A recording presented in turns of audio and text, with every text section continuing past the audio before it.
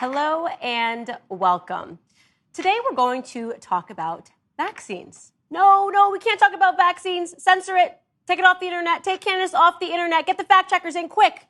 She hasn't said anything yet, but quick, get the fact checkers in. We have to make sure everything that she could potentially say is fact checked. Put a little blurry screen and say somebody called this differently. Candace isn't right. It's dangerous for Candace, who does not have a medical degree, to be talking about the vaccines. Why would anybody listen to her? Oh, but Bill Gates, he's fine. I know he doesn't have medical degree, but it's different because he has a lot of money, and so somehow that qualifies him to talk about the vaccines. But not Candace. Censor it. Quick, hide it. That's my interpretation of the internet these days when you start talking about vaccines, and it's getting pretty weird. In fact, people that are traditionally pro-vax are starting to feel differently because of how bizarre the internet has become when it comes to discussing the COVID-19 vaccine. It's not normal. In fact, I have a girlfriend. She's extremely pro-vax because she's a doctor and her husband is a surgeon. So they naturally trust the science. They naturally believe the CDC guidelines should be followed to the T. And of course, when the time came, both of them got vaccinated right away. Even though I was a little unsure, she was sure, and she got the Pfizer vaccine.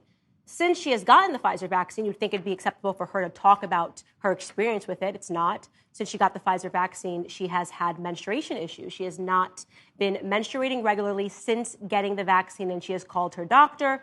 Her doctor has said that there is no evidence that it's the vaccine that caused this. In fact, even crazier, she went to the internet and she said, now I'm being gaslit. She went to the internet to try to look for some information. Maybe there's some other women that are having the same experience, and there are. There are actually a ton of women right now who are having the same experience with the vaccines. It has completely changed their cycles. Now their cycles are irregular. And so now, of course, the press has gotten a hold of this and they're writing all of these articles. And one pediatrician actually came out and said, it is a biological impossibility that the vaccines are impacting menstruation.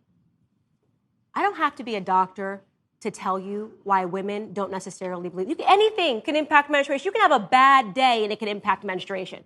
You can take a vitamin, it can impact menstruation. But you're telling me these vaccines, there's just no way. It's biologically impossible. You're now seeing the press get out and say that they're upset that in America, we are not going to reach herd immunity. Well, maybe that's because you are actively converting people that are traditionally pro-vaccine into anti-vaxxers by refusing to just have an honest dialogue. We are not engaging in this topic honestly.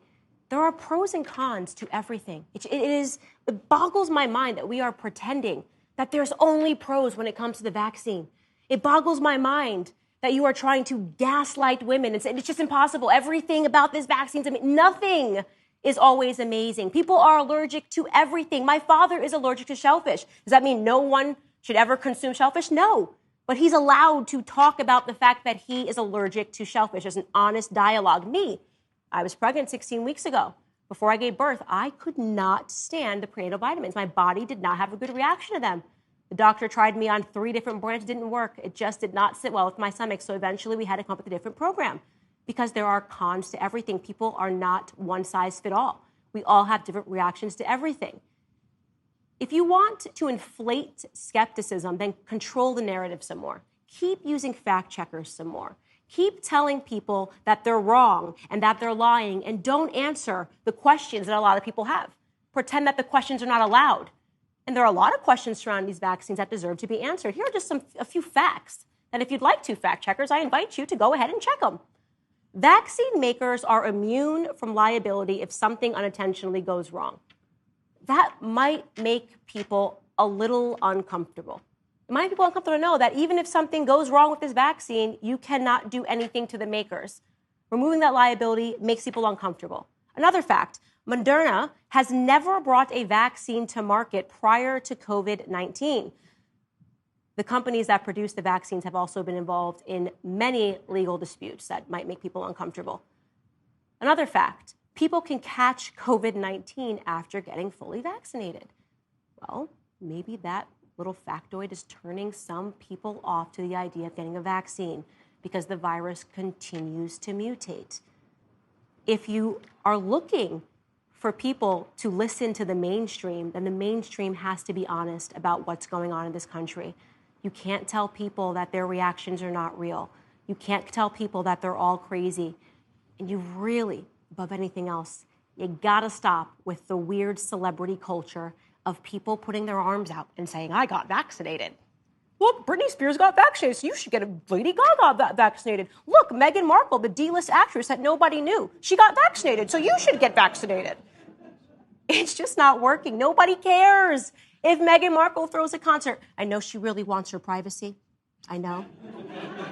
But her and Prince Harry are getting the vaccine, and now you should too. She stepped out to tell you to get vaccinated. Nobody cares.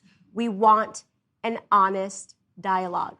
So if you want to know why it is, if you want to know whose fault it is that nobody trusts the vaccines, the answer is the media. The answer is you, the fact checkers. And if you wish to create trust, we have to ramp up transparency. Welcome to Candace.